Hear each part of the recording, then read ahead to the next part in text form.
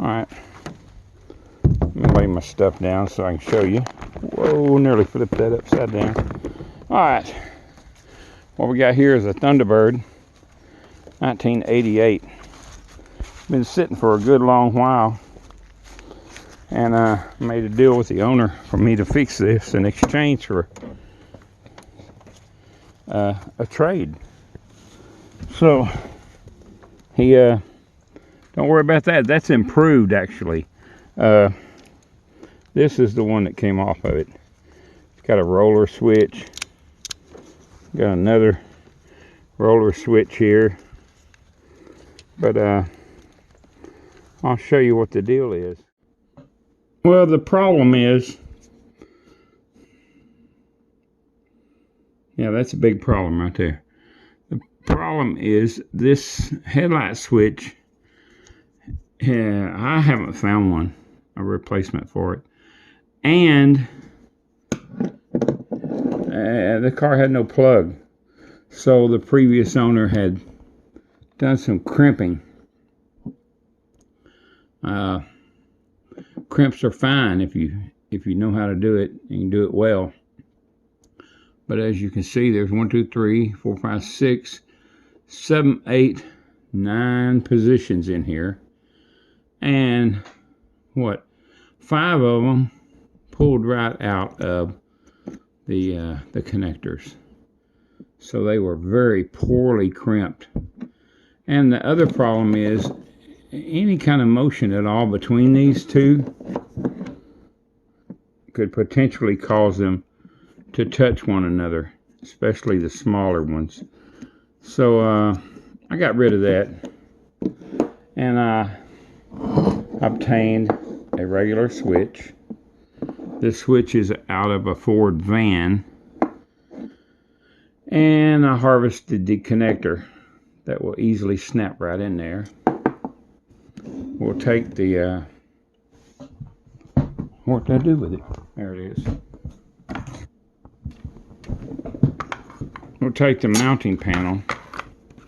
Since the auto dim, it wasn't even hooked up. I don't know where the plug is for it. Can't find it. Since the auto dim is not connected, I'll take this. I cut a piece of metal plate, the same size as the cover. You see, I'm going to take some small screws and attach this to the plate, drill a hole in it, and mount this switch. Yep, that's what I'm going to do. So I'm going to slowly and carefully drill a hole in each corner and install these screws. Okay, I got 4 holes drilled. This doesn't look as bad as you might think. It's kind of got a lot of reflective qualities to it. So in person it doesn't look so weird, but with the camera it does. Anyway, I'm going to install these 4 screws in the corners. Okay, so I got the switch mounted onto the panel, and if it's oriented correctly, I'm not sure. It may work, it may not. I need to touch it up a little bit with some spray paint, but we'll get it out to the car. We can flip the switch over in here, but that'll be a lot better than this bull crap with these. That's just a mess. Let's just see how this works out. Well, this is unfortunate. It appears that if I would have drilled this hole just a little bit differently, this would have fit right in. So it needed to be down just a little more. But what I'll do is I'll take my grinder and I'll just knock this off right here, and that should do the trick. Well, I cut that little piece out right there. We'll see if the switch fits it now. Well, it's a tricky rascal. You have to mount it in stages. You mount the plate on first, the mounting plate, and then you mount this on. So, got to take these 2 screws out here. and then I can fasten it. So I tighten this one screw down to just kind of firm it up, and see, I can't. Yeah, there it goes. It's gonna line up in there. There's a little dog in here that goes in a hole. Now I have to loosen this piece on this bracket, and then I can tighten this screw. Tricky son of a gun.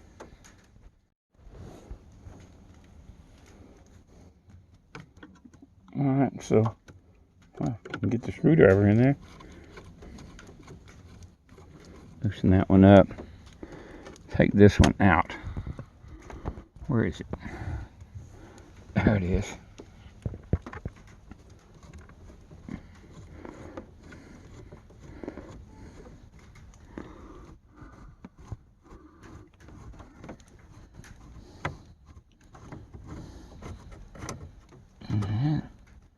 Easy. Find another screw and put it in there. So I'll get back with you when I do that. After I do that. Okay, got this done. This headlight switch, like I say, is out of a Ford van, 89 model. And the knob and nut is obtainable from what is it? Napa. Get in there. There it is. Alright. So now we'll get the dash panel and put back on it after we do some more stuff in here. Next thing it's going to be is the ignition switch, which is behind all this paneling here. So that's how you convert from the roller knobs like this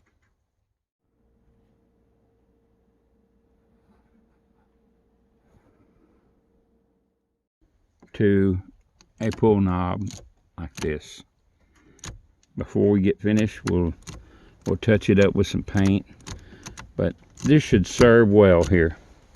Yep, should serve very well.